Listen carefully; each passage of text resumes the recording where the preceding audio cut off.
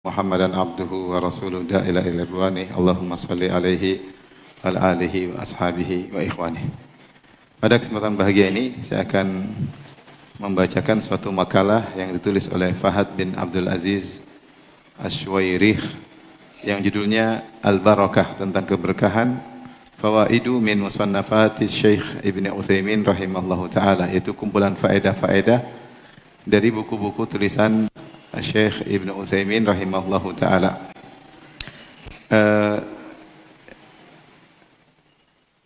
Beliau berkata, ya, idza anzalallahu al-barakata lisyakhsin fima a'tahu sara al-qalilu minhu katsiran. Kalau Allah sudah memberi berkah kepada anugerah yang Allah berikan kepada seseorang, maka jadilah sedikit itu menjadi banyak. Jadi banyak. Wa idza nuzi'atil barakatu saral katsiru qalilan. Tapi kalau apa yang telah diberikan Allah kepadanya seperti harta dan yang lainnya, kalau dicabut keberkahan, maka yang banyak itu terasa sedikit. Sebaliknya, kenapa? Keberkahan telah dicabut. Wa kam min insanin yaj'alullahu ala yadayhi minal khair fi ayyamin qalilah ma la yaj'alu ala yadi ghairihi fi ayyamin katsirah. Betapa banyak orang yang Allah berikan keberkahan padanya, banyak kebaikan yang dia hasilkan dalam hari-hari yang sedikit. Sementara ada orang yang diberi hari yang banyak, umur yang banyak, tapi kebaikannya sedikit, ya. Jadi ada yang umurnya sedikit tapi ternyata kebaikannya banyak, dan sebaliknya ada yang umurnya panjang tetapi atau diberi waktu yang panjang, kebaikannya ternyata sedikit. Wa kam min insanin yakunul malu indahu qalilan lakinnahu mutana'imun fi baitihi qad barakallahu fi malihi. Betapa banyak orang yang hartanya sedikit tapi dia merasa bahagia di rumahnya yang mungkin sempit, yang mungkin kecil, harta sedikit tapi dia diberkahi oleh Allah Subhanahu wa taala. Dan sebaliknya ada orang yang mungkin rumahnya besar, hartanya banyak, namun dia tidak bahagia dengan harta tersebut. Wa ahyanan tuhissu bi anna Allah baraka laka fi hadha syai' bihaitsu yabqa indaka muddatan tawilah. Dan bisa jadi engkau sendiri sadar Allah berkahi sesuatu milikmu, dan ternyata apa yang kau miliki tersebut bermanfaat dalam waktu yang lama. Ini mukaddimah yang disampaikan oleh Syekh Al-Utsaimin rahimahullah ta'ala tentang keberkahan. Jadi keberkahan itu adalah maknanya kebaikan yang banyak. Kalau Allah sudah beri berkah kepada sesuatu, maka meskipun sedikit akan terasa banyak. Meskipun sedikit akan bermanfaat. Meskipun waktu yang singkat tetapi faedah banyak. Itu berarti engkau telah diberi keberkahan. Tapi sebaliknya, kalau Allah cabut keberkahan, meskipun terasa harta banyak, rasanya sedikit, tidak cukup-cukup. Meskipun rumah luas dan megah, tapi tidak ada kebahagiaan. Meskipun diberi umur panjang, tapi tidak ada kebaikan, yang produktivitas yang dihasilkan. Ini berarti keberkahan telah dicabut. Oleh karenanya di antara doa yang dipanjatkan oleh Nabi dan diajarkan oleh Nabi SAW, wa barik lana fima a'tait. Ya Allah, berkahilah kepada kami pada apa yang telah kau berikan kepada kami. Itu berkahilah umur kami, berkahilah harta kami, berkahilah istri kami, berkahilah anak-anak kami, berkahilah usaha kami, berkahilah energi kami, ya. Jadi semua anugerah yang kau berikan kepada kami, berkahilah ya Allah. Karena kalau Allah sudah beri berkah, maka akan mendatangkan banyak kebaikan. Apa rahasia agar apa yang Allah berikan kepada kita bisa optimal dengan keberkahan? Rahasianya adalah bertakwa kepada Allah Subhanahu wa taala. Beliau berkata, "Wa taqwallah bi fi'li ta'at wa tarkil muharramat min ahammi asbabi nailil barakah." Bertakwa kepada Allah. Caranya bertakwa, jalankan ketaatan, jauhi maksiat. Jalankan ketaatan sebisa mungkin yang bisa kita lakukan, jauhi maksiat sebisa mungkin yang bisa kita lakukan. Dosa sekecil apapun usahakan kita tinggalkan, sehingga Allah turunkan keberkahan. Dan dia adalah sebab utama untuk meraih keberkahan. Dalilnya Allah berfirman, "Walau anna ahlal qura amanu wattaqau la fatahna 'alaihim barakatim minas sama'i wal ard." Seandainya penduduk negeri beriman dan bertakwa, kami akan buka bagi mereka keberkahan dari langit dan bumi. Syaratnya beriman dan bertakwa. Faman lam yattaqillah faqad yu'ajjilallahu lahu al-'uqubata fid dunya fatunza'u minhul barakat. Siapa yang tidak bertakwa kepada Allah, bisa jadi Allah segerakan hukuman kepadanya dan keberkahan dicabut darinya. Wa taktsuru indahul afat, sehingga dia banyak mengalami ya kesulitan-kesulitan, kecelakaan-kecelakaan, kekurangan-kekurangan ya karena meninggalkan ketakwaan.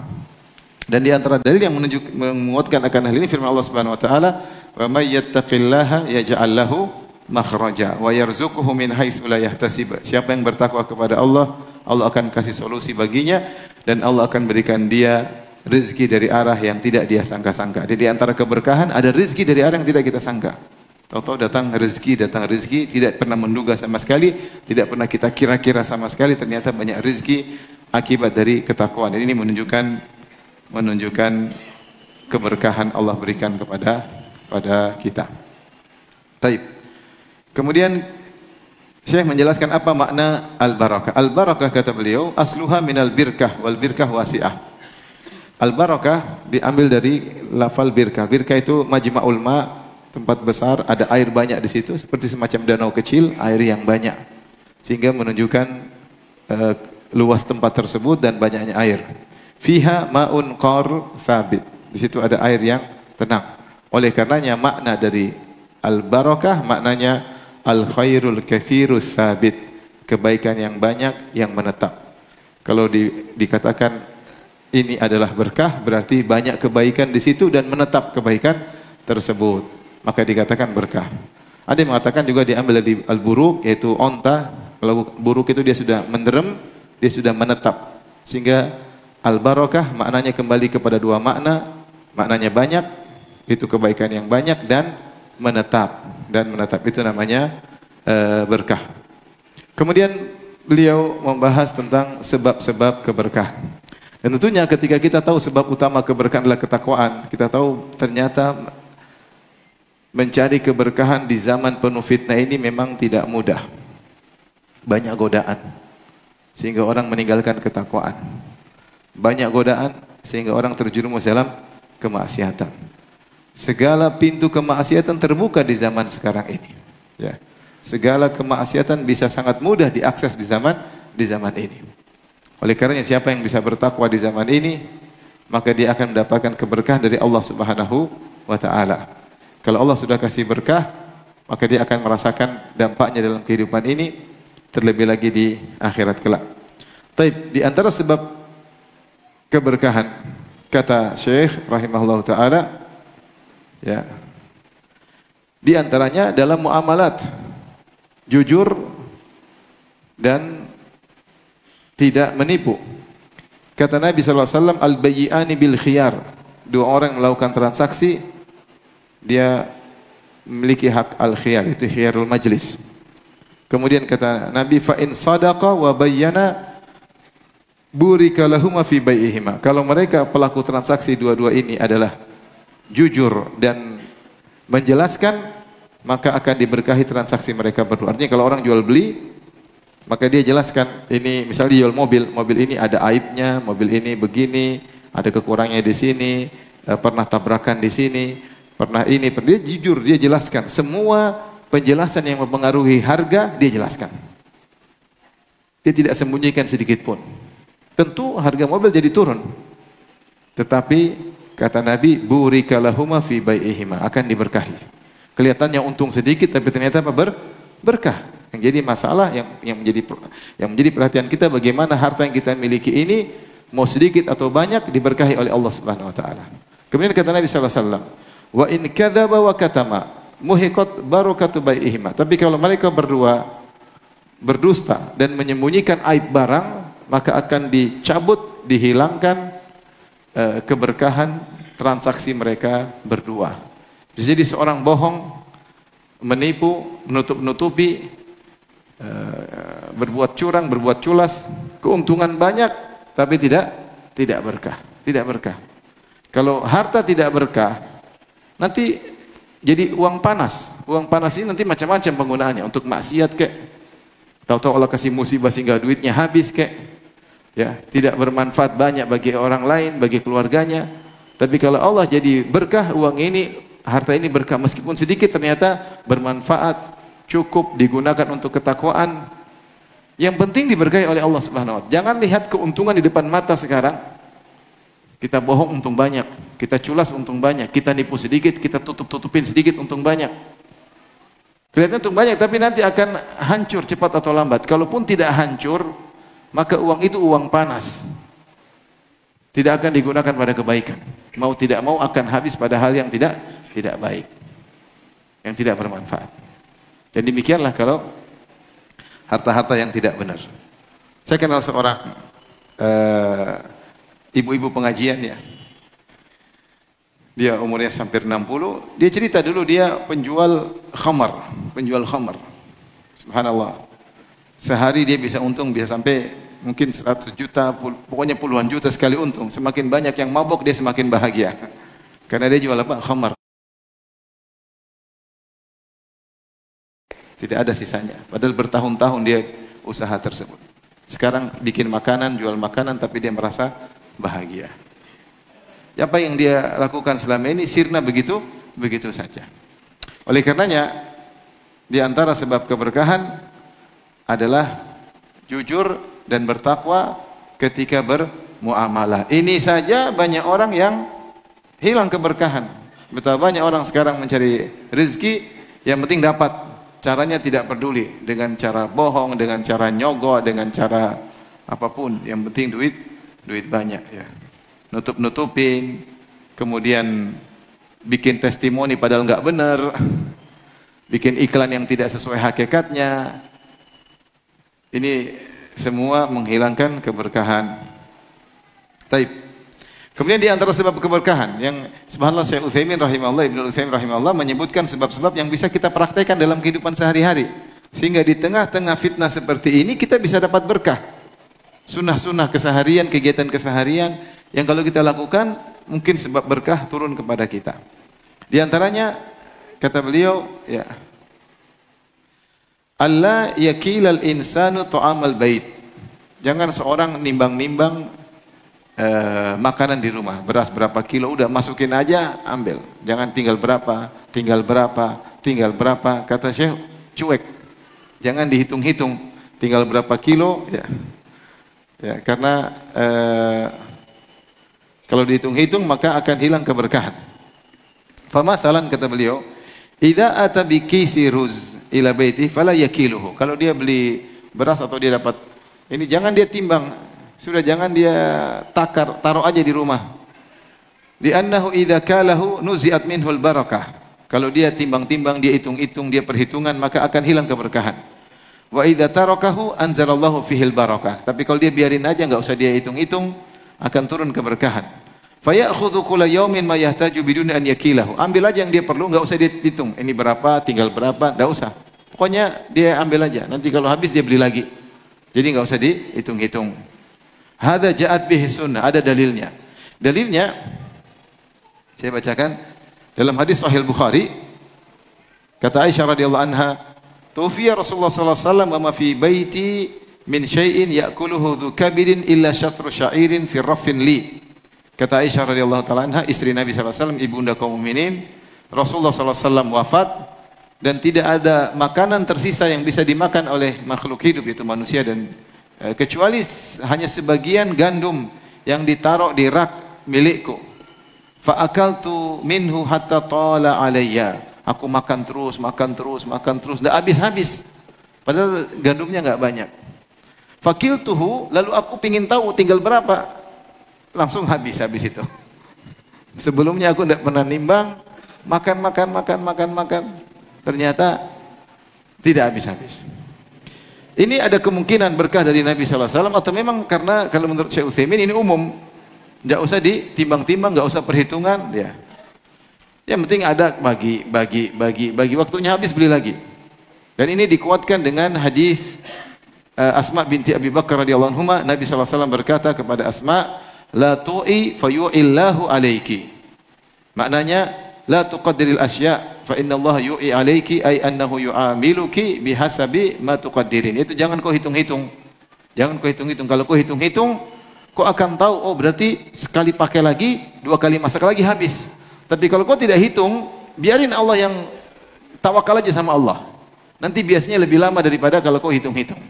Ini masalah iman ya. Masalah iman. Masalah iman. Ya. Saya pertama tahu hadis ini dari seorang teman saya dari Libya. Orangnya, dia bilang, kalau dia beli apa-apa, kata dia, Firanda nggak usah hitung-hitung, rezeki urusan Allah, kasih dia nggak hitung-hitung. Tapi dia yang paling kaya di antara kita waktu itu. Dia yang paling kaya. Saya tahu dia dapat rezeki, padahal dia juga nggak sama, gajinya sama dengan kita. Tapi subhanallah, jadi kalau di antara sebab berkah, kata Syekh Utsaimin rahimahullah, jangan terlalu hitung-hitung ya. Ya waktunya habis, tapi ini butuh iman ya. Butuh takwa agar turun apa? Berkah ya. Agar turun apa? Berkah. Sudah enggak takwa, hitung-hitung lagi. Cepat habis. Jadi dikatakan oleh para ulama ya,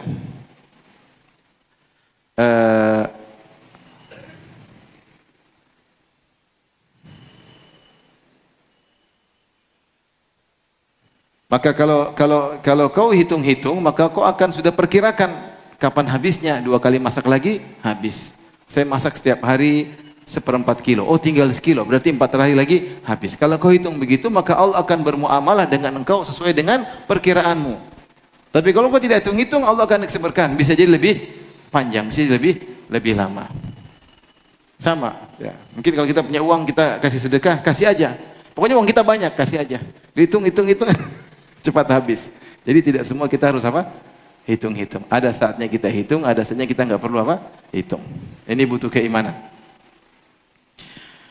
Kemudian beliau berkata lagi, Innal insan idza burika lahu fi syai'in fayalzamuhu fala yubqi kulla sa'atin lahu ra'i. Kata beliau, seandainya kau sudah merasakan suatu perbuatan berkah, kayaknya saya kegiatan ini berkah ya. Begini, saya bisa begini, bisa begini. Kerjaan ini kok berkah. Saya berteman dengan dia kok berkah. Saya ikuti kegiatan ini kok berkah. Saya belajar ini, saya merasa keberkahan. Waktu saya efektif, bisa optimal, bisa banyak kebaikan yang saya lakukan. Maka jangan pindah-pindah, kata Syekh Utsaimin rahimahullah. Kalau kau sudah rasa aktivitasmu berkah, jangan pilih pendapat lain. Sudah kerjain itu. Kerjain itu. Kalau ada kegiatan aktivitas ukhrawi, entah jadi apa kayak remaja masjid kayak, jadi pengurus masjid kayak, atau ngurus anak yatim kayak, atau belajar agama kayak, kau merasa dengan itu kau dapat keberkahan, maka tidak usah punya ide-ide terlalu banyak, lazimi, karena itu Allah sedang turunkan berkah kepadamu. Taib. Beliau menyebutkan kisah tentang keberkahan, luar biasa kisah ini. Beliau mengatakan, "Dzakara lana man nathiqu bihi min kubara'ina fis sin." Orang-orang tua kami yang kami percaya mereka jujur pernah cerita kepada kami tentang kisah 2 orang. Saya bacakan langsung terjemahannya. Kisah 2 orang, mereka punya kebun dan mereka akhirnya bagi 2. Mereka kebun kayaknya berserikat bersama, akhirnya mereka mau bagi 2. Maka yang satu mengatakan, kau pilihlah bagian mana mau, terserah. Bagian timur boleh, bagian barat kita bagi 2. Maka yang satu berkata, kalau gitu saya pilih yang bagian timur. Karena dia melihat bagian timur lebih banyak hasil kormanya dan lebih baik kebunnya. Dan teman satu baik, kau pilih mana terserah deh. Yang satunya baik. Jadi dia tidak milih, dia tidak ribut. Dia bilang kau yang pilih, yang penting kita bagi 2. Mau timur, mau barat, utara, selatan terserah. Temannya yang satu, dia bilang, oh ini yang timur lebih baik, lebih banyak buahnya, lebih segar. Akhirnya dia pilih yang timur. Kata yang tadi suruh milih, kalau gitu saya pilih yang barat. Bagi 2. Maka yang timur, yang pilih timur, dia berkata, ini bulan Ramadan, saya akan memetik hasil korma nanti di siang hari bulan Ramadan. Supaya orang miskin tidak makan, tidak ikut nimbrung muncul di situ. Karena mereka pada puasa. Kata saya, zaman dulu miskin, banyak orang susah. Sehingga kalau ada orang lagi panen, ada yang datang biasanya. Pingin kecipratan apa? Rezeki. Dia pinter, dia bilang jangan potong malam-malam, ambil siang, orang lagi apa? Puasa, nggak ada yang datang. Maka dia pun memilih untuk memotong atau mengambil buah korma di siang hari. Kemudian dia ambil semua kormanya, dia masukkan di keranjang-keranjangnya. Adapun yang satu, yang tadi suruh milih, dan dia milih bagian yang sebelah barat, dia berkata, saya tidak akan memetik korma kecuali setelah orang-orang berbuka. Nanti maghrib baru saya petik. Supaya mereka ikut iftar. Ya. Maka dia berkata kepada penduduk kampung, ya ikhwan sekalian, nanti setelah iftar ya saya akan akan memetik korma atau panen korma. Bahkan dia mengatakan nanti setelah Id baru saya panen. Sekarang belum, masih Ramadan. Nanti setelah Id antum datang semua, kalau mau ikut kebagian silahkan. Akhirnya benar, ketika waktu panen maka orang-orang pun datang dan dia bawa keranjang yang banyak dan orang-orang ambil. Orang-orang ambil, ternyata sudah diambil orang-orang, ternyata keranjang dia lebih banyak dari panen temannya. Padahal kebun temannya lebih subur dan dia tidak bagi-bagi, dia sudah bagi-bagi, ternyata keranjang panennya lebih banyak daripada temannya. Maka akhirnya temannya lihat, maka dia merasa ditipu. Maka dia bilang kepada kawannya, dia bilang kayaknya kita salah bagi kebun kita. Nah, kan sudah bagi, kau yang bagi sendiri, bagi dua tengah. Ya kayaknya saya tertipu ini. Kok buktinya orang-orang ambil dari kau sudah bagi-bagi, ternyata jumlah keranjangmu lebih banyak daripada jumlah keranjang saya ketika panen. Kita kok berarti nipu? Kata temannya, enggak, ini berkah dari Allah Subhanahu wa taala. Enggak, kau tipu saya. Akhirnya diangkatlah perkara ini kepada qadhi, kepada hakim. Kemudian keduanya dipanggil oleh hakim masalah ini. Maka dia berkata, orang ini, wahai qadhi, kami telah bagi kebun menjadi dua bagian.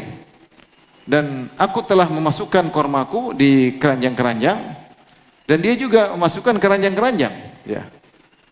Tetapi aku ngambil waktu masih Ramadan, ya, supaya Ramadan, sementara dia memanen setelah iftar atau setelah Id, ya. Dan orang-orang datang makan dari hasil panennya. Kemudian orang-orang ngambil juga korma dan korma buat dia, ternyata punya dia lebih banyak dari saya, kan aneh. Dia sudah dipotong diambil orang, ternyata hasil dia lebih banyak daripada saya. Itu saya ditipu sama dia. Berarti pembagian awal itu tidak sama luas kebunnya. Maka qadhi pun mengingatkan firman Allah Subhanahu wa taala, "Inna balawnahum kama balawna ashabal jannah." Ya. Tentang kisah pemilik kebun yang Allah sebutkan dalam surat Al-Qalam, yang mereka fantalaqu wa hum yatakhafatun alla yadkhulannaha al-yawma 'alaikum miskin. Mereka ingin ke kebun mereka bilang, hati-hati. Pokoknya kalau kita panen jangan ada orang miskin yang hadir. Ternyata ketika mereka datang, kebun mereka sudah dibakar oleh Allah Subhanahu wa taala. Jadi mereka sudah niat, kalau panen jangan ada orang. Kata Syekh Utsaimin, zaman dulu orang miskin, kalau ada yang panen orang miskin pada datang. Berharap kecipratan apa? Rezeki. Tapi ini satu ini enggak mau. Ternyata hasil dia lebih sedikit, ya. Jadi qadhi mengingatkan, ya sudah, memang kau wajar sedikit karena temanmu banyak, karena diberkahi oleh Allah Subhanahu wa taala. Oleh karenanya seorang harus yakin akan hal ini, ya. Keberkahan itu murni milik Allah Subhanahu wa taala, dialah wahibul barakah, pemberi anugerah barakah, dia yang menentukan berkah atau tidak, dia yang menurunkan barakah, dan Allah disifati dengan tabarak, zat yang penuh dengan keberkahan. Baik, ini bahwasanya sedekah mendatangkan apa? Keberkahan. Di antara sebab keberkahan, jangan lupa menyebut nama Allah Subhanahu wa taala. Dalam hadis disebutkan kullu amrin dzibalin la yubda fi bismillah fahuwa abtar. Setiap perkara yang tidak dimulai dengan bismillah maka akan terputus atau berkurang. Di antara tafsirannya naqisul barakah, tidak sempurna keberkahannya. Maka dalam segala urusan, kalau kita tahu doanya, kita berdoa. Mau ini, mau anu. Kalau kita enggak tahu doanya, minimal kita bilang apa? Bismillah. Bismillah. Ya. Di antaranya, jangan lupa kalau ingin berhubungan dengan istri, bilang apa? Bismillah. Ya. Allahumma jannibni syaitan, wa jannibni syaitan ma razaqtana. Jangan lupa bilang apa? Bismillah, ya Allah jauhkanlah kami dari syaitan dan jauhkanlah syaitan dari anak keturunan kami. Kata Nabi SAW, kalau Allah mentakdirkan dia punya anak dari hubungan intim tersebut, lam yadhurrahu syaitan abadan. Syaitan tidak akan beri mudarat kepada anak ini. Maksudnya anak ini pasti jadi anak soleh. Pasti jadi anak soleh. Meskipun mungkin dia nakal, bukan dia jadi anak yang maksum, tidak mungkin salah. Mungkin dia salah, mungkin dia nakal, tapi ujungnya dia akan menjadi anak soleh. Subhanallah, cuma ketika berhubungan jangan lupa baca doa.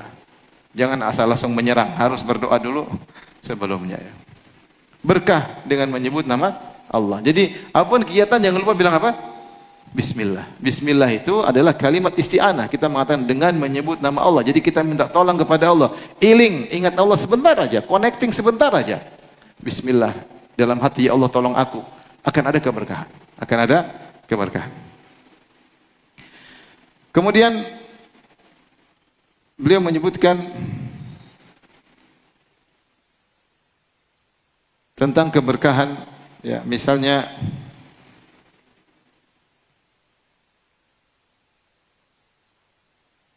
keberkahan akhlak, ya.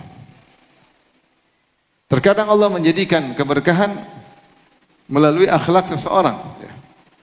Di mana seorang memiliki akhlak yang mulia sehingga dia mudah memaafkan, dia jujur dan dia ramah, lainul janib itu dia ramah, ya. Maka akhirnya orang-orang terpengaruh dengan akhlaknya. Orang-orang awam pun mengikuti dia sehingga akhirnya akhlak dia menjadi berkah. Banyak orang terpengaruh dengan akhlaknya. Banyak orang terpengaruh dengan akhlaknya. Dan dengan akhlak mendatangkan keberkahan. Jadi di antara sebab datangnya keberkahan adalah dengan akhlak yang mulia. Seorang berusaha berakhlak yang mulia sehingga Allah akan berikan berkah dalam akhlaknya tersebut. Di antaranya kata beliau, di antara bentuk keberkahan terutama di zaman sekarang adalah al-qanaah, merasa cukup, merasa cukup. Rasulullah SAW bersabda, "Wa man yastaghni yughnihillahu." Siapa yang merasa memaksakan dirinya merasa cukup, Allah akan bikin dia merasa cukup. Ya, wa man yastaghni, yaitu dia merasa cukup dengan apa yang Allah berikan kepada dia, yughnihillah, maka Allah akan memberkahi dia sehingga apa yang dia miliki itu akan berkah sehingga dia merasa cukup. Banyak orang diberi harta yang banyak tapi tidak pernah bahagia. Kenapa? Dia tidak pernah puas. Selalu kurang, selalu merasa kurang, selalu merasa kurang. Sehingga harta yang banyak tidak buat dia bahagia. Harta yang banyak tidak buat dia bahagia. Kenapa? Karena Allah cabut keberkahan darinya. Ada orang yang subhanallah diberikan kecukupan tidak banyak tapi Allah beri berkah dan dia merasa bahagia karena dia qanaah. Siapa yang buat dia bisa merasa bahagia, bisa merasa cukup? Allah Subhanahu wa taala. Dengan syarat dia berusaha. Makanya Nabi mengatakan, "Wa man yastaghni." Siapa yang berusaha merasa cukup, Allah akan berikan dia kecukupan. Maka ini penting bagi kita semua karena tidak semua kita kaya. Kita berusaha apa yang kita miliki, ajar istri udahlah qanaah. Beda qanaah dengan pelit, beda ya. Kalau pelit ada tapi enggak mau ngasih, enggak. Ini yang ada, kita enggak pelit tapi kebetulan enggak ada. Secukupnya, ya udah sabar. Kalau kita qanaah, ya Allah, ini Allah yang berikan kepada kita adalah yang terbaik, ya. Makanya doa Nabi SAW, Allahumma ja'al rizqa ali Muhammadin qutan. Ya Allah, jadikanlah rizki keluarga Nabi Muhammad qutan, yaitu secukupnya, kafaf. Tidak berlebihan, tidak kurang. Kurang tentu tidak enak. Berlebihan juga tidak. Karena berlebihan membuat fitnah. Orang terfitnah dengan harta, terfitnah dunia. Kalau sudah punya ini, pingin anu, pingin ini, dan tidak pernah puas. Tapi kalau Allah mentakdirkan rizki pas, tidak berlebihan, tidak kurang, itu yang dimintai oleh Nabi SAW. Itu pun Nabi SAW hidup dengan penuh zuhud. Kita sekarang di zaman sekarang ini kita harus sering baca-baca tentang kisah kehidupan Nabi SAW agar kita merasa qanaah. Sering lihat ke bawah agar kita merasa qanaah. Kalau kita sudah merasa qanaah, maka Allah akan kasih berkah dalam kehidupan kita. Di antaranya ketika makan bareng-bareng, ini juga keberkahan. Allah turunkan keberkahan kalau makan bareng-bareng. Misalnya ada satu nampan, kita makan bareng, tidak makan sendiri-sendiri, ya. Tentunya boleh makan sendiri-sendiri, tetapi kalau makan bareng-bareng Allah turunkan keberkahan. Ketika ada seorang mengeluh kepada Nabi SAW, dia makan dan dia tidak kenyang, dia tidak merasa kenyang. Maka Rasulullah SAW berkata, "Fala'allakum ta'kuluna mutafarriqin." Jangan-jangan kalian makan terpisah-pisah. Qalu na'am, benar ya Rasulullah. Kata Rasulullah SAW, "Fajtami'u ala ta'amikum." Kalian kumpullah ketika makan. "Wadhkuru ismallahi alaih." Dan jangan lupa ketika makan sebut nama Allah. "Yubarik lakum fihi," atau yubarak lakum fihi, maka Allah akan beri berkah kepada kalian. Maka kalau kita makan dengan menyebut nama Allah, kumpul, Allah akan beri keberkahan yang mungkin sedikit tapi membuat kenyang. Maka ta'amul itsnain yakfi thalatha, makan 2 orang bisa untuk 3 orang. Makan 3 orang bisa untuk 4 orang, dan demikian, ya. Tapi kalau makan sendiri-sendiri terkadang keberkahan dicabut oleh Allah Subhanahu wa taala. Di antara keberkahan yang beliau sebutkan adalah keberkahan ucapan tahniah atau tahiyat dengan assalamualaikum, dengan tahiyat Islam, assalamualaikum. Jangan diganti sekedar duniawi, sehat Pak, pagi Pak. Itu yang kedua. Pertama kita bilang apa? Assalamualaikum. Setelah itu baru kita boleh bilang sehat Pak, semoga sehat, semoga pagi, bukan sore Pak, pagi Pak. Tapi jangan kita lupakan tahiyatul Islam dengan mengucapkan apa? Assalamualaikum warahmatullahi wabarakatuh.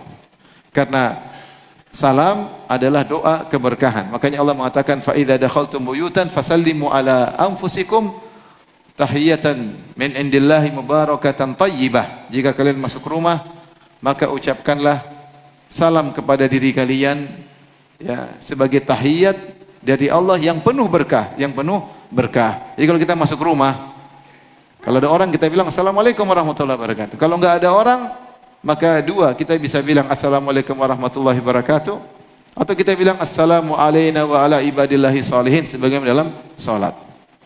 Kalau enggak ada orang, kalau ada orang kita bilang assalamualaikum warahmatullahi wabarakatuh, keselamatan sekalian dan keberkahan. Kalau enggak ada orang, ada dua pendapat, ada yang mengatakan tetap mengucapkan assalamualaikum warahmatullahi wabarakatuh, ada yang mengatakan beralih kepada assalamu alayna wa ala ibadillahi sholihin, karena enggak ada orang di rumah, keselamatan kami dan kepada hamba-hamba Allah yang saleh. Tetapi Syekh mengingatkan bahwasanya jangan ketika bertemu hanya doa duniawi, sehat Pak, ya, seger Pak, ya. Jangan. Akhirat dulu. Jangan cuma bilang marhaban bikum ahlan wa sahlan, marhaban bikum ahlan wa sahlan, jangan. Assalamualaikum waalaikumsalam. Karena marhaban bikum ahlan wa sahlan maknanya duniawi semua. Marhaban itu kalian yurahab bikum, yaitu kalian dapat tempat yang lapang. Ahlan, kalian bertemu dengan keluarga kalian, kalian tidak bertemu dengan orang asing. Sahlan, wa ti'tum sahlan, kalian datang dengan menapaki dengan mudah, bukan di tempat yang susah. Maksudnya selamat datang, welcome, ya. Marhaban, ahlan wa sahlan. Ini semua duniawi, ini boleh. Tetapi setelah assalamualaikum warahmatullahi wabarakatuh. Makanya ketika dalam pernikahan, Rasulullah menegur ketika orang hanya berdoa duniawi doang. Itu dulu orang-orang jahiliyah kalau ada pernikahan walimah mereka berdoa birrifa wal banin.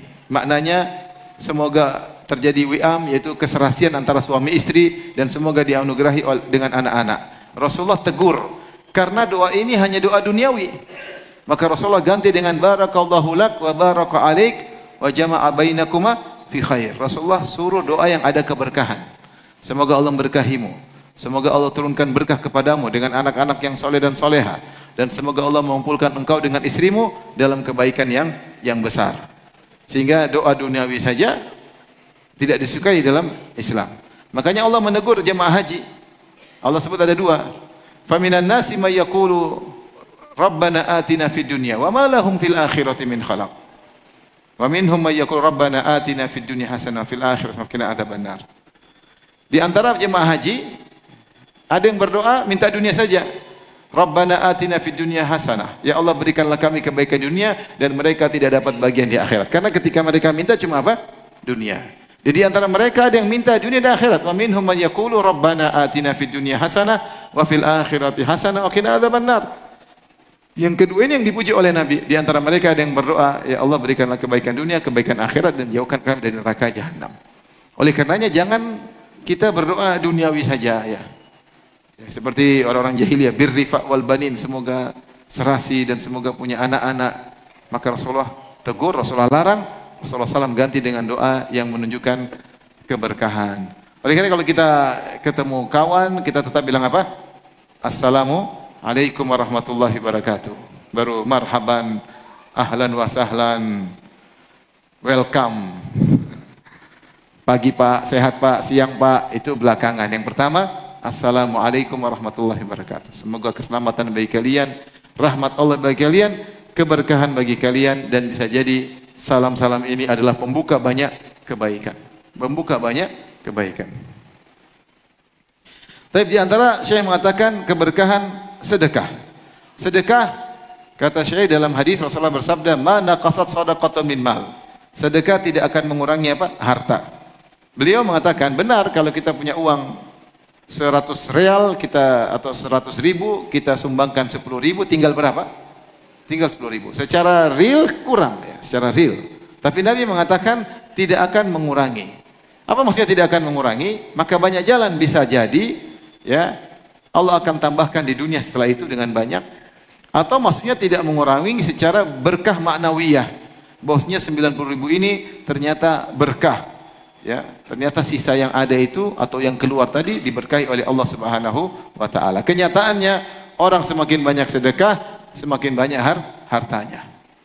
Dan Allah akan selamatkan dari banyak afat, dari banyak kesulitan-kesulitan. Saya kenal teman-teman saya yang hebat-hebat dalam bersedekah ketika pandemi, orang-orang pada berjatuhan, banyak gulung tikar, banyak yang bangkrut, mereka tetap jaya. Mereka tetap apa?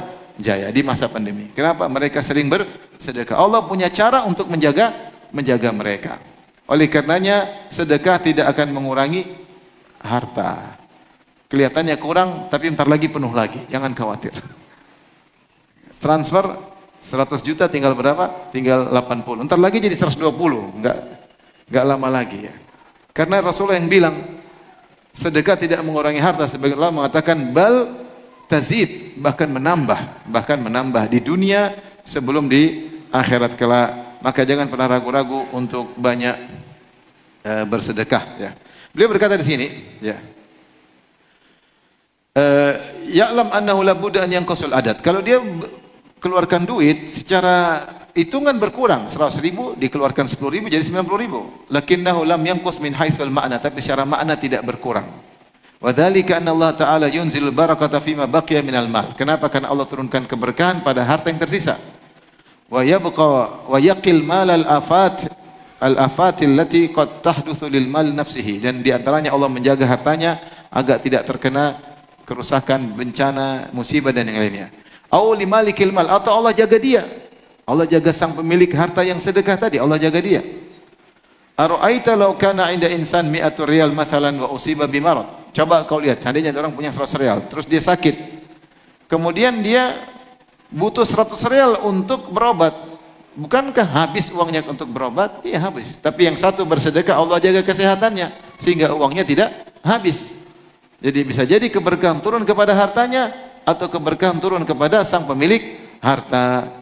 Ya, oleh karenanya seorang yang bersedekah di antara sebab penjagaan dirinya. Ya, ini di antara bentuk sedekah. Waktunya azan. Oke, silakan azan dulu.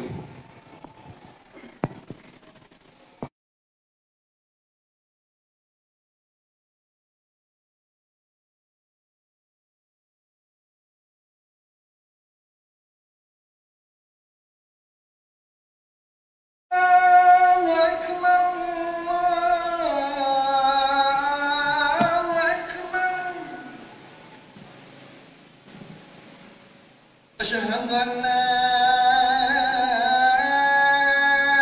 إله إلا الله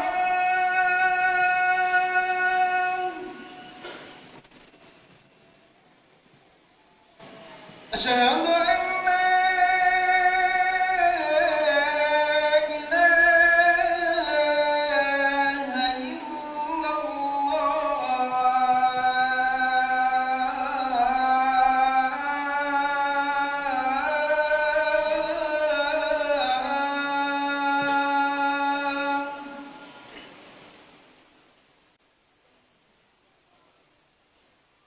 أشهد أن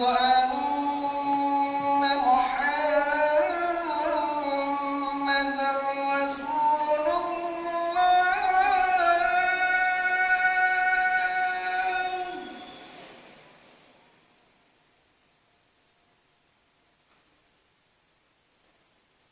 أشهد أن محمدا رسول الله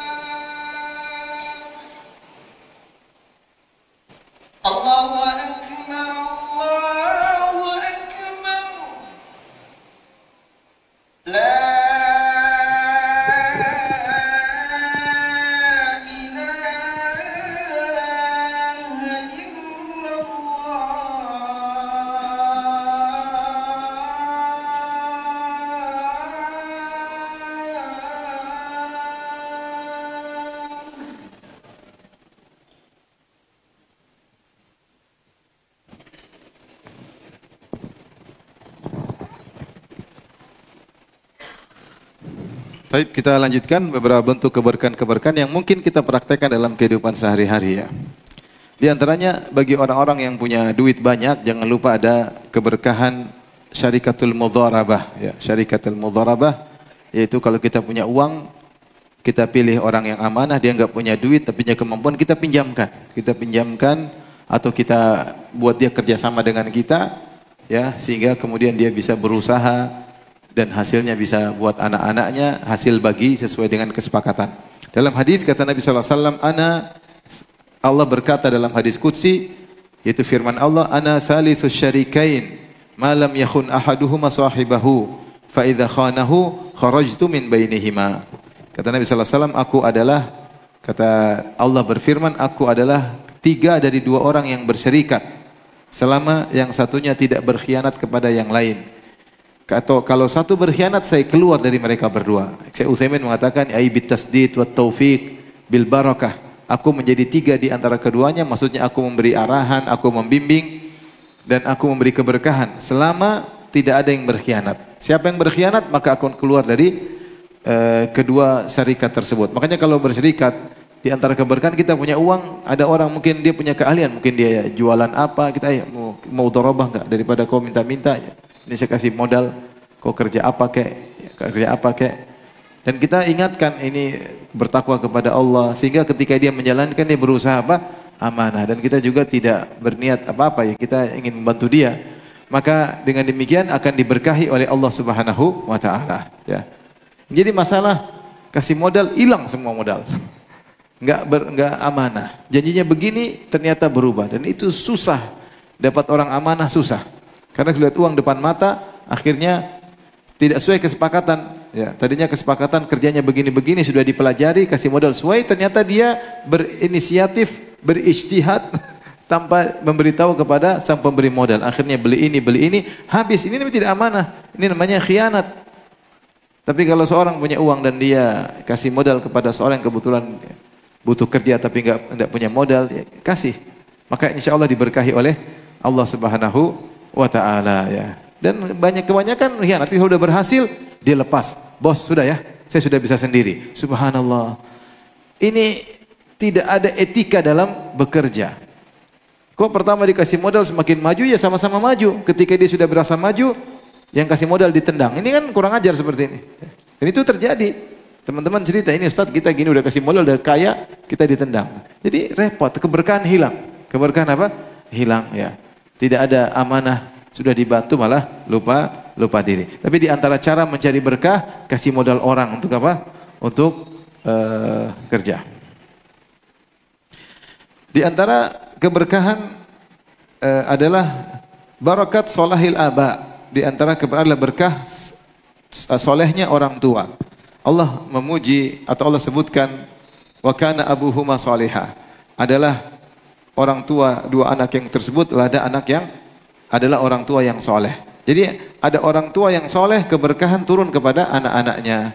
Bahkan dalam sebagian tafsir turun keberkahan sampai 7 turunan, Maka Allah sebutkan kisah Nabi Khadir, Nabi Musa ketika mereka pergi ke sebuah kampung, mereka fastata'ama ahlaha fa abau ayyudhayifuhuma.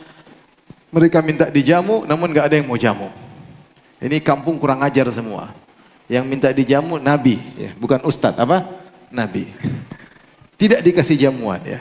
Makanya sebenarnya mengatakan, ya akhi, kalau kau tidak dijamu, tidak dihormati orang, jangan terlalu baper, ya. Nabi Musa, Nabi Khadir tidak dijamu, tidak baper, tidak bilang, saya Nabi ya, kau nggak kasih jamu saya, kurang ajar, kualat, ya hati-hati, ya. Allah turunkan azab, saya Nabi, kalimullah, nggak ada. Nabi Musa, Nabi Khadir tidak dijamu, ya udah. Lalu kita siapa kalau tidak dijamu orang? Ya. Ketika mereka hendak keluar, fawajada, ternyata ada jidaran yurudi ayyan qadha fa aqamah. Ada dinding yang mau jatuh, diluruskan sama Khadir. Padahal ini dari kampung yang tidak baik sama mereka berdua. Justru Nabi Khadir berbuat baik kepada salah satu penghuni kampung, kok ada rumah yang mau rubuh temboknya diluruskan. Ternyata Khadir cerita, wa ammal jidaru fakana li gulamaini yatimaini fil madinati wa kana tahtahu kanzul lahuma wa kana abuhuma salihah fa arada rabbuka ay yablugha ashuddahuma wa yastakhrija kanzahuma rahmatan mir rabbik. Adapun dinding yang mau jatuh tadi, ternyata dinding ini rumah milik 2 anak yatim. Di bawahnya ada hartanya. Kalau dindingnya runtuh, itu harta akan keluar dicuri oleh orang. Oleh karenanya saya luruskan dinding tersebut supaya hartanya tetap tersimpan. Kenapa saya menjaga dinding ini? Wa kana abuhuma sholihah. Karena bapak 2 orang anak yatim ini adalah bapak yang soleh. Ada khilaf, ada yang mengatakan bapaknya langsung, ada yang mengatakan kakek yang ke-7. Sampai Allah menjaga 2 anak yatim ini dengan mengirim Nabi Khadir, Nabi Musa dari tempat yang jauh untuk menjaga harta mereka berdua. Sebabnya tidak ada yang lain. Sebabnya kata Nabi Khadir, wa kana abuhuma soleha. Karena ayah mereka berdua ayah yang soleh, kakek mereka kakek yang soleh. Oleh karenanya seorang ketika menikah ingin diberkahi bukan pada dirinya saja, bahkan diberkahi sampai anak keturunannya. Dan itu diantara tafsir wa baraka alaik. Wa baraka alaik, ketika kita mendoakan orang yang menikah, barakallahu lak wa baraka alaik, semoga Allah turunkan keberkahan atasmu, yaitu sampai ke keturunanmu. Makanya diantara keberkahan asal kepada fara, orang tua kepada anak-anak. Seorang berusaha untuk menjadi berkah agar anak-anaknya berkah dan dia yang dapat untung, anak-anaknya soleh dia dapat pahala. Kemudian di antaranya Allah bisa jadi berkah, memberikan keberkahan bahkan kepada manusia. Kalau seorang itu sudah bertakwa, Allah akan bukakan pintu keberkahan. Seperti perkataan Usaid bin Khudair. Usaid bin Khudair dia berkata kepada Abu Bakar, ma hiya bi awwali barakatikum ya ala Abi Bakar. Ini bukan awal keberkahan kalian wahai Abu Bakar, keluarga Abu Bakar. Kalian sudah mendatangkan keberkahan berulang-ulang. Perkataan Usaid bin Khudair radhiyallahu anhu ini ketika Rasulullah sedang bersafar, kemudian kalungnya Aisyah hilang, dan Aisyah sebelumnya pernah kalungnya hilang, akhirnya terjadi hadizatul ifk. Gara-gara dia cari kalung, akhirnya dia ketinggalan rombongan sehingga dia dituduh berzina. Itu terjadi sebelumnya. Maka kali ini Aisyah kalungnya hilang lagi. Dan Aisyah kali ini bilang sama Nabi, ya Rasulullah, kalungku hilang. Jadi bukan dia yang cari. Karena kalau dia cari nanti bisa ketinggalan apa? Rombongan lagi. Dan Rasulullah tidak marah. Kamu nih hilang terus kalung, enggak. Akhirnya Rasulullah suruh sahabat nyari. Nyari. Ternyata sampai subuh enggak dapat kalung tersebut. Ternyata kalung tersebut diinjak sama ontanya. Ontanya pun tidak bilang ada kalung di bawah. Ya. Ketika ontanya berdiri baru ketahuan. Ternyata Abu Bakar sampai jengkel juga sama Aisyah karena Rasulullah begitu perhatian sama istrinya sampai suruh orang cari kalung, nggak dapat. Ternyata ketika kalung tidak dapat sudah tiba waktu subuh turun ayat tayammum. Disyariatkan tayammum sejak itu, maka Usaid bin Khudair pun memuji Aisyah dan Abu Bakar. Sungguhnya ini keberkahan kalian gara-gara kalung Aisyah hilang, keluarga Abu Bakar kalungnya hilang, maka turun ayat tentang apa? Tayammum. Dia berkata, ma hiya bi awwali barakatikum ya ala Abi Bakar. Ini bukan keberkahan kalian pertama kali. Kalian sudah sering dapat berkah oleh Allah Subhanahu wa taala. Dan keberkahan Abu Bakar sangat banyak. Ya, dia infakkan hartanya seluruh total karena Allah dan Rasulnya. Rasulullah pernah memuji Abu Bakar dengan berkata, ma nafa'ani malun qat ma nafa'ani malu Abi Bakar. Tidak ada harta bermanfaat bagiku seperti bermanfaatnya harta Abu Bakar. Karena Abu Bakar bersedekah di awal Islam. Dia adalah perintis, dia adalah pioner. Ketika orang-orang tidak membantu Nabi, dia membantu Rasulullah sallallahu alaihi wasallam. Dan dia terus membantu sampai akhir hayatnya. Makanya Allah berkahi dia, Allah berkahi putrinya. Bahkan sebagian ulama mengatakan, Syekh Utsaimin berkata, khilafah Umar yang luar biasa terjadi. Futuhat Islamiyah, Islam tersebar kemana-mana, itu juga gara-gara Abu Bakar. Karena yang milih Umar siapa? Abu Bakar As-Siddiq radhiyallahu ta'ala anhu. Yang milih Umar, istikhlaf Umar. Kata Abu Bakar pilih. Sehingga jadilah Umar menjadi khalifah setelah Abu Bakar. Itu keberkahan Abu Bakar radhiyallahu ta'ala anhu. Jadi terkadang Allah beri berkah kepada seorang dengan sikapnya, dengan akhlaknya, maka banyak kebaikan yang ada di sekitarnya. Bisa jadi seorang akhirnya keluarganya dapat hidayah. Ada orang demikian. Gara-gara dia, bapaknya dapat hidayah, ibunya dapat hidayah, kakak adiknya dapat hidayah, tantenya dapat hidayah, keluarganya dapat hidayah gara-gara dia seorang. Ada gara-gara seorang dai, satu kampung sudah dapat apa? Hidayah. Ada. Subhanallah, Allah beri berkah pada dirinya. Di antara wanita yang berkah, Allah berikan keberkahan adalah Juwairiyah. Juwairiyah, saya bacakan hadisnya. Dengan sebab dia akhirnya banyak saudara-saudaranya yang dimerdekakan dan akhirnya mereka masuk Islam. Kata Aisyah radhiyallahu anha, tatkala Rasulullah SAW membagi sabaya, yaitu tawanan-tawanan perang setelah perang Banil Mustalik atau Ghazwatul Muraisi', Juwairiyah bintul Harith termasuk tawanan yang didapatkan bagian jatah Thabit bin Qais bin Syammas. Kemudian Juwairiyah pun melakukan mukatabah. Mukatabah itu dia mengatakan kepada majikannya itu Thabit, wahai Thabit, saya akan beli diri saya sendiri. Saya akan beli diri saya sendiri. Kau jual, saya mau nebus diri saya karena saya budak, karena saya kalah perang, akhirnya saya jadi budakmu. Saya melakukan mukatabah. Mukatabah maksudnya saya ingin tebus diri saya sendiri, berapa hargaku, saya akan bayar. Akhirnya Thabit menentukan harga, kalau mau bebas harganya sekian. Kata Aisyah,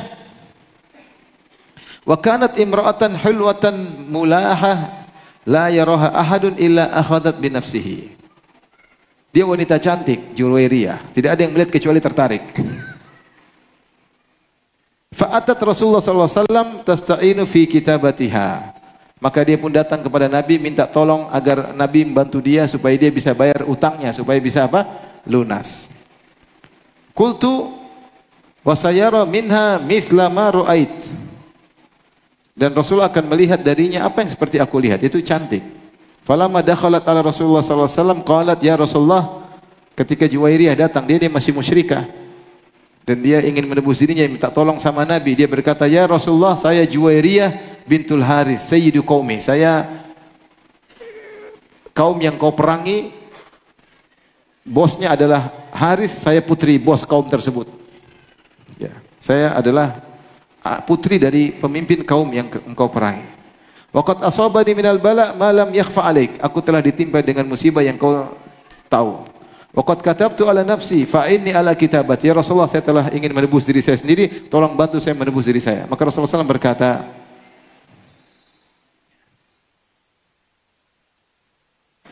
awa khairun min dzalika uaddi anki kitabataki wa tazawwajuki. Dalam riwayat Aisyah berkata, "Wallahi ma huwa illa an ra'aituha fakarihtuha." Ketika saya lihat dia mau datang kepada Nabi, saya sudah jengkel. Lah ini pasti nih. Karena ini wanita apa cantik. Aisyah cerita. Dan benar, akhirnya Rasulullah nawarkan, kata Rasulullah, "Maukah aku tunjuk?" Dia bilang, "Ya Rasulullah, tolong bantu saya melunasi hutang saya." Kata Rasulullah, "Maukah aku tunjuk atau yang aku tunjukkan yang lebih baik daripada itu? Aku bayarkan hutangmu, tapi saya nikahi engkau." Kata dia, "Na'am." Akhirnya Rasulullah SAW melunasi hutangnya, Rasulullah pun nikahi siapa? Juwairiyah. Akhirnya ketika mungkin dia sudah masuk Islam ya, saya kurang teliti, mungkin sudah masuk Islam. Intinya Rasulullah menikah dalam kondisi muslimah. Faqalu, akhirnya orang berkata, asharu Rasulillah sallallahu alaihi wasallam. Lah, kalau Nabi sudah nikahi Juwairiyah, berarti keluarganya semuanya, kabilahnya ini adalah keluarga Nabi.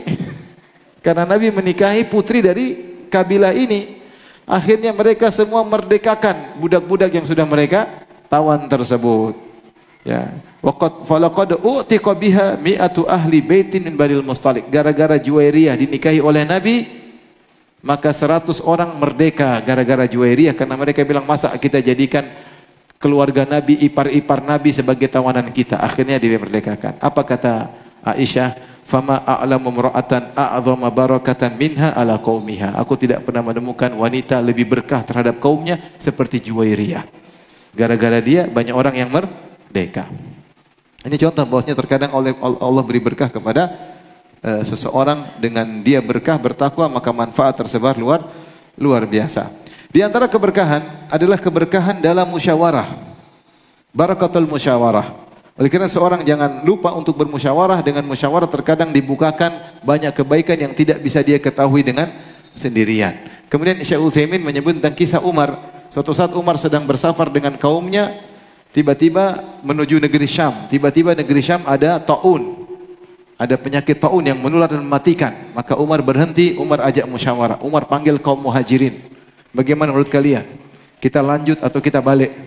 Sebagian mengatakan kita lanjut, kita kan menuju tujuan kita. Sebagian mengatakan kita balik. Ngapain kita bawa orang ke kebinasaan? Kita balik. Akhirnya Umar mengatakan, mana kaum Ansor? Musyawarah lagi. Bagaimana menurut kalian? Sama, dua pendapat lagi. Ada yang mengatakan kita lanjut, ada yang mengatakan kita balik. Akhirnya Umar lebih cenderung kepada balik. Kita balik. Datang Abu Ubaidah bin Al-Jarrah, ya Umar, apakah kau tafirru min qadarillah? Apakah kau lari dari takdir Allah? Sudah lanjut aja. Subhanallah, kata Umar, kalau bukan kau yang ngomong wahai Abu Ubaidah. Kalau orang lain mungkin sudah saya gamplang. Karena orang hebat, kata dia, nafirru min qadarillah ila qadarillah. Kita lari dari takdir Allah menuju takdir Allah yang lain. Tapi Umar belum jalan. Tiba-tiba datang Abu Musa al-Asy'ari radhiyallahu taala anhu. Kemudian waktu itu dia lagi tidak ada ketika musyawarah, ada kebutuhan. Dia datang, akhirnya dia menyampaikan hadis, dia berkata, bukan Abdurrahman bin Auf. Abdurrahman bin Auf datang, dia berkata, "Idza sami'tum," Rasulullah bersabda, "Idza sami'tum bi ardin fala taqdumu alaihi." Kalau kalian dengar ada taun di suatu negeri, jangan datangi. Wa idza waqa'a bi ardin wa antum biha fala takhruju firaran minhu. Tapi kalau datang taun di negeri kamu, jangan kabur keluar. Akhirnya Umar bersyukur kepada Allah, ternyata keputusan dia sesuai dengan hadis Nabi sallallahu alaihi wasallam. Maksudnya dengan musyawarah terkadang Allah bukakan kebenaran. Maka penting bagi kita untuk musyawarah. Jangan merasa hebat. Nabi saja yang pinternya luar biasa, kata Allah wasyawirhum fil amr, bermusyawarahlah. Sehingga kita dapati dalam sirah Nabi, setiap perang Nabi bermusyawarah. Perang Badar Nabi bermusyawarah, perang Uhud Nabi bermusyawarah, perang Khandaq Nabi bermusyawarah. Selama tidak ada wahyu, Nabi bermusyawarah. Ketika Hudaybiyah, Nabi tidak bermusyawarah. Sahabat pingin Nabi perang, kata Nabi enggak, kita enggak boleh masuk. Kita berunding, kita damai. Kenapa? Karena perintah Allah. Buktinya apa? Ketika unta Nabi ajak menuju ke masuk kota Mekah, sudah sampai Hudaybiyah, untanya mau masuk, ternyata untanya enggak mau jalan. Orang bilang, hal, ayo jalan. Untanya enggak mau jalan. Sampai orang bilang, unta Nabi membangkang. Maka Rasulullah mengatakan, dia tidak membangkang, dia tidak ngeyel, untaku walaysa laha bi khuluqin, dan ini bukan akhlak untaku, walakin habasaha habisul fil. Tapi untaku sedang ditahan oleh Allah yang pernah menahan gajahnya tentara bergajah. Nabi ingin ingatkan bahwasanya saya ditahan ini bukan kemauan saya dan bukan ontaku yang membangkang. Ontaku tidak pernah membangkang, tapi Allah yang buat dia tidak bisa apa? Jalan. Sehingga isyarat bahwasanya Nabi berhenti sini perintah Allah.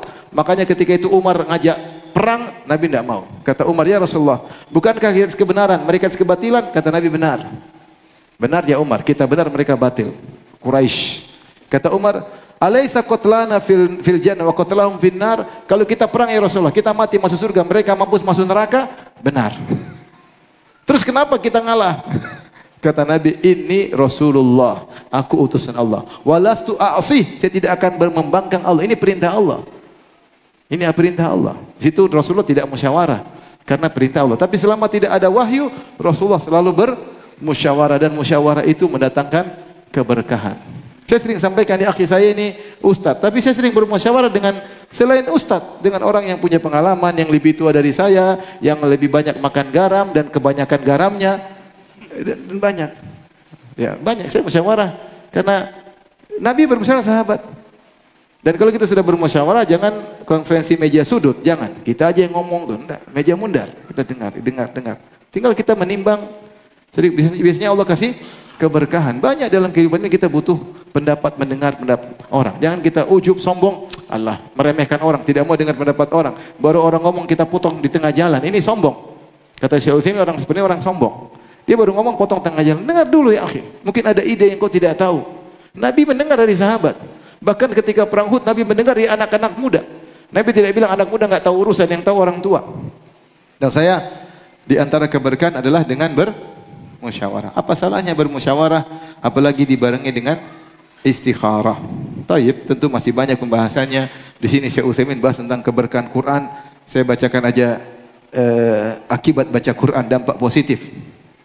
Tentu poin-poinnya banyak, tapi beliau berkata, siapa yang baca Quran dia akan merasa bahagia. Dadanya akan lapang ketika baca Quran. Ini benar. Antum kalau ingin bahagia baca Quran, sedih baca Quran. Kata sebagian ulama, siapa yang lagi sedih baca surat Yusuf, pasti kesedihannya berkurang. Pasti. Saat itu juga tidak ditunda-tunda. Pasti lebih bahagia. Kemudian baca Quran mencegah dari gangguan syaitan. Ya. Baca Quran adalah obat dari berbagai penyakit, penyakit fisik maupun penyakit hati.